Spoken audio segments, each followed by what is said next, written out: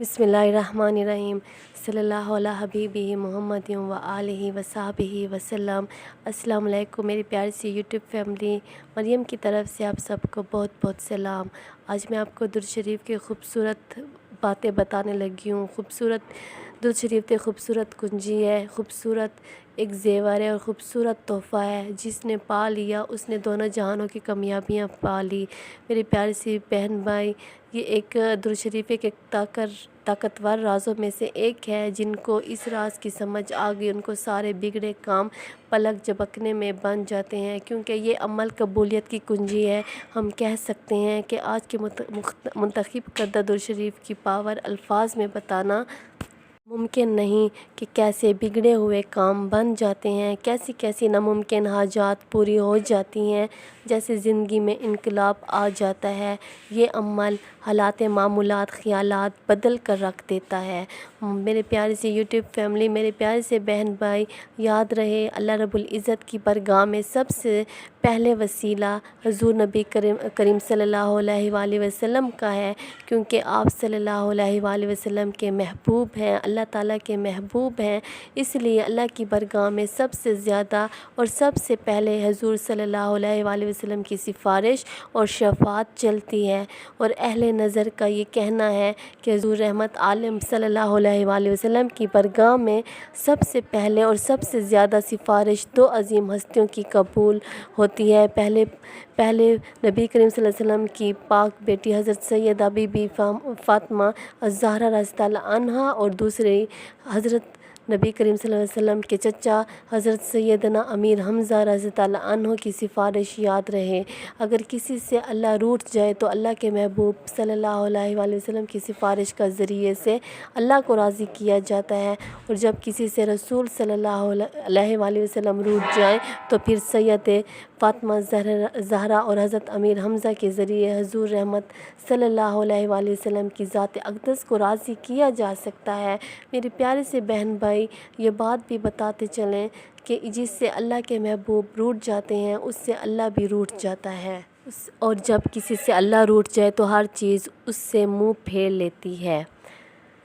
इनमें रिज़्क़ और फ़रिश्ते भी शामिल हैं। मेरे प्यारे से बहन भाई, अब बात करते हैं अपने ख़ास अमल दुरूद शरीफ की, जो कबूलियत की कुंजी है। तवज्जो फरमाएं और मेरी बात को गौर से सुने।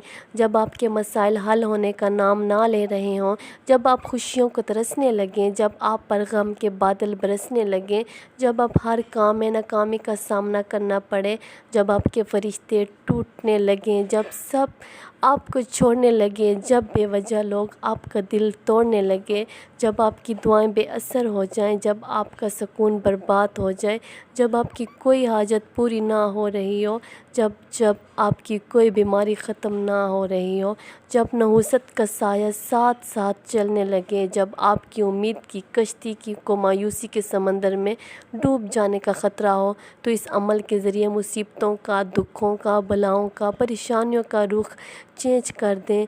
आपके दिल का करार और ज़िंदगी की बहार लूट आएगी। इंशाअल्लाह आपकी सारी की सारी उलझने, गम, दुख, दर्द, मुश्किलात, मुसीबतें दूर हो जाएंगी इंशाअल्लाह। अमल का तरीका ये है, हुज़ूर नबी करीम सल्लल्लाहु अलैहि वसल्लम की रहमत पर दुरूद पाक पर नबी करीम सल्लल्लाहु अलैहि वसल्लम की शहज़ादी और हज़रत करीम सल्लल्लाहु अलैहि वसल्लम के प्यारे चचा हज़रत अमीर हमज़ा को हदिया करने की नीयत से 1.25 मरतबा दुरूद पाक पढ़े। वैसे तो आप कोई सा भी दुरूद शरीफ पढ़ सकते हैं, लेकिन बुज़ुर्ग औलिया दुरूद खिज़री पढ़ने का कहते हैं, क्योंकि दुरूद खिज़री में हज़रत इमाम ज़बानी, हज़रत मजिद आलिफ सानी शेख अहमद सरहिंदी रहमतुल्लाह अलैह का फरमूदा दुरूद शरीफ है, जो मंबअ फ़यूज़ बरक़ात है। और ये तमाम दुरूदों में इसमें आज़म का दर्जा रखता है। वो दुरूद पाक ये है जिसको दुरूद खिज़री कहा जाता है। सल्लल्लाहु अला हबीबिही मुहम्मदिन व आलिहि व बारिक वसल्लम। सल्लल्लाहु अला हबीबिही मुहम्मदिन व आलिहि व सहबिही वसल्लम भी आप पढ़ सकते हैं, और सल्लल्लाहु अला हबीब حبیبہ محمد و آلہ وسلم بھی آپ پڑھ سکتے ہیں۔ آپ یہ عمل کسی بھی شب جمعہ سے یعنی جمعرات اور جمعہ کی درمیانی رات سے شروع کر سکتے ہیں، لیکن عمل شروع کرنے سے پہلے کچھ صدقہ نکالیں، بے شک چند روپے ہی صحیح۔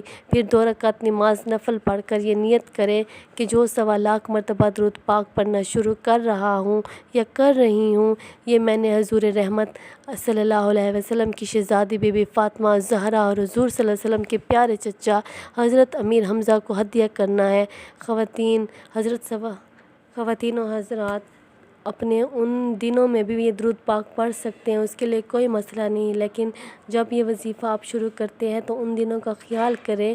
اور اسی طرح خواتین و حضرات 1.25 لاکھ درود شریف جتنے بھی دنوں میں مکمل کریں، لیکن جب بھی پڑھنا بوضو ہے، کیونکہ تعظیم توجہ سے پڑھنا ضروری ہے۔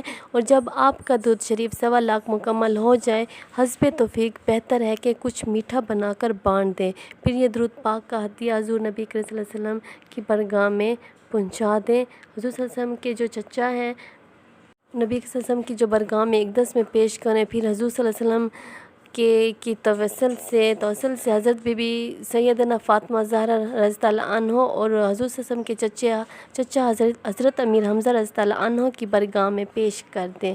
پھر دعا مانگیں، یا اللہ میرا یہ درود پاک کا تحفہ اپنے حبیب صلی اللہ علیہ وآلہ وسلم کی بارگاہ اقدس تک پہنچا دیں، اور آپ صلی اللہ علیہ وسلم کے توسل سے یہ سیدہ بی بی فاطمہ زہرا رضی اللہ عنہ اور حضرت امیر حمزہ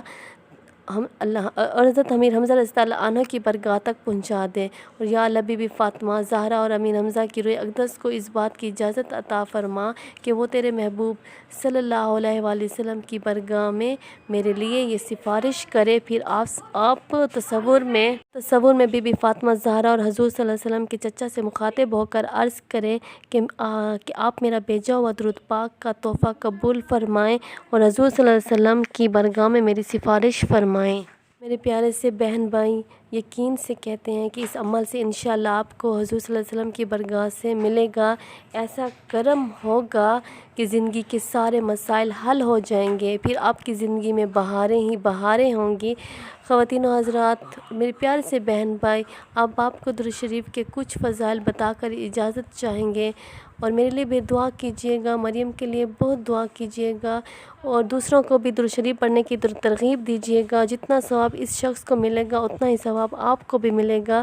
اگر وہ آگے کسی تیسرے انسان کو بھی درود پاک کی ورد پر لگائے گا تو تیسرے انسان کو درود شریف پڑھنے کا ثواب کے برابر اس دوسرے انسان کو اور پھر آپ کو بھی برابر ثواب ملے گا۔